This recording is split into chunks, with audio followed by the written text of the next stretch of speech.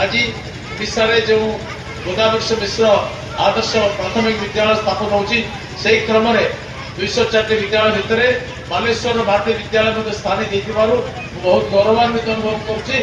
प्राथमिक शिक्षा को अधिक लोकप्रिय तथा उन्नत शिक्षा प्रदान पई राज्य सरकार प्रति पंचायत रे गोदावरी मिश्र आदर्श प्राथमिक विद्यालय स्थापन करिवार लक्ष्य रखिथिबा बेले द्वितीय पर्याय रे आज ओडिशार 2000 विद्यालय को गोदावरी मिश्र आदर्श प्राथमिक विद्यालय रूपे रूपांतरित करा जाई भित्ति प्रस्तर स्थापन करा जाईछि।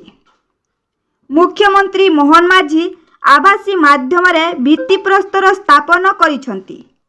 एही परिप्रेक्ष्य रे बालेश्वर जिला बालियापाल ब्लॉक बलरामपुर पंचायतर गदाधरगिरी सरकारी नोडाल विद्यालय सुनारुई को गोदावरी मिश्र आदर्श प्राथमिक विद्यालय रूपे रूपांतरित करा जाई भित्ति प्रस्तर स्थापन करा जाईछि।